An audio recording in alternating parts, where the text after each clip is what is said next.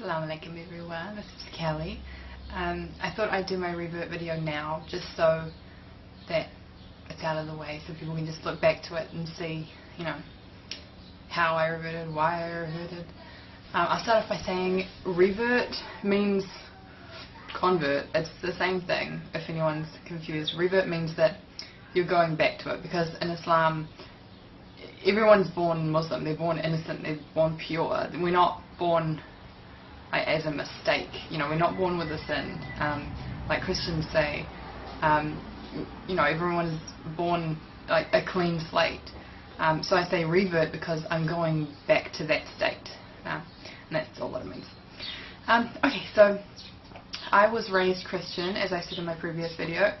We went to church, we went to Sundays. I went to Sunday school, me and my brothers. I had a normal family life. I had a mum, a dad, 3 brothers, and things were pretty normal. We weren't like, you know, the most privileged family of them all, but you know, I think we had a pretty normal life.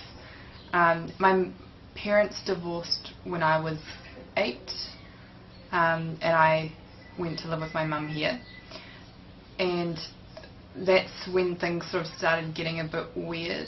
Because everyone else sort of left Christianity, my whole family, they just sort of left Christianity, and I didn't. I sort of wanted to keep going to church, so I'd get my mum to drop me off at church by myself, and I'd sit through the service listening, learning things, and then she'd pick me up. When I got to about the age of 13, I started to rebel a bit, and I sort of pretty much lost my religion. I'd tell everyone I was Christian, but I wasn't Christian. I didn't do anything Christian-like. When I was 16, when I was 15 and a half, I moved out. Well, almost 16, I moved out on my own, because I felt like my mum and her new partner had their life and I wasn't really involved in that. They had a daughter and I was sort of an add-on. My brother had already moved out and I felt like I didn't belong in their family, so I moved out. My mum helped me move out, which is kind of weird. She didn't stop me from moving out at all, which I look back now and I think it's kind of sad, but I don't know. I mean, I was happier on my own. So, yeah. I started modelling when I was 16, exactly 16. And they kept telling me, you know, oh, you're going to, you know, go to Milan, you're going to do this, but all you have to do is wear a bikini and lose 4 inches off your butt. And I was like, at the beginning I was like, yeah, I can do that, I can do that. When they started saying that I was sort of overweight and that I needed to lose weight to continue on as a model, I thought, like, something's wrong. And I remember my last audition, or my last, you know, interview as a model. I remember going in there and there were about 20 other girls in there, and I just remember thinking, like, these girls have not eaten anything in a long time. Like, they are really skinny and they're going on about it, saying, you know, salads and, you know, you shouldn't eat there and you should eat this, and it's like, all I was thinking is, I just ate Dunkin' Donuts and now I'm here. I was like, I do not belong here, I want to go home.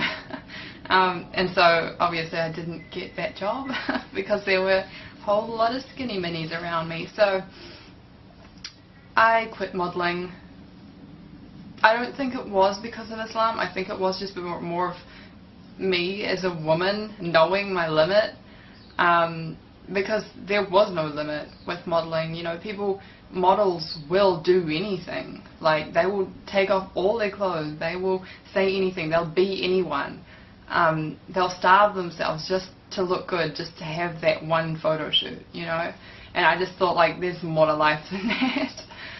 So I said my shahada quietly, not like a big gathering, because I thought I didn't want a whole lot of strangers there, like, for like a big thing in my life. Not by myself, with another person, but I didn't want a whole lot of people there. My parents did not support me being Muslim, they still don't really. My mum puts up with it sometimes. she sometimes goes out of her way to like sort of put me down. She tells her, like, if she sees someone that we used to know that didn't know I was Muslim, she wants to tell them I'm Muslim to get a reaction out of them, for them to laugh or for them to say something insulting or something. When I was in my last year of high school, actually I had one more year, but I left after that year, I met some new friends. I made new friends in that year because I saw that my old friends were like going downhill a bit. They'd been partying and not studying and like that, and so their life was leading nowhere, and I didn't really want to be a part of that. So I made new friends. A few of them were Muslim. I didn't know that. I didn't, become friends with them because they were Muslim. They were just Muslim. Guys and girls, not just one. And I remember asking one time, I was texting my friend, and he said, "Can't text, I'm at mosque." And I was like, "What's this magical place you can't text in?" And he didn't, try and convert me in the text. He just said, "I'm at mosque, can't text." And I just thought it was so opposite to what you hear about Muslims on TV, because I grew up in New Zealand, it's a Western country, and I automatically had this negative view on Muslims, and I was so wrong. I thought they were all bad people. I thought they all hated everyone, but they really don't, And I liked how when Muslims talk to each other, it's like salam brother, salam sister. It's really nice. I like that. It's like respect in Islam, and you don't see that in anything else.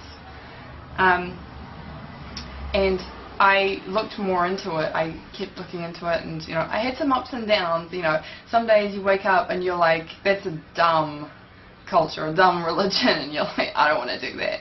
And then other days you wake up and you're like, why did I think that?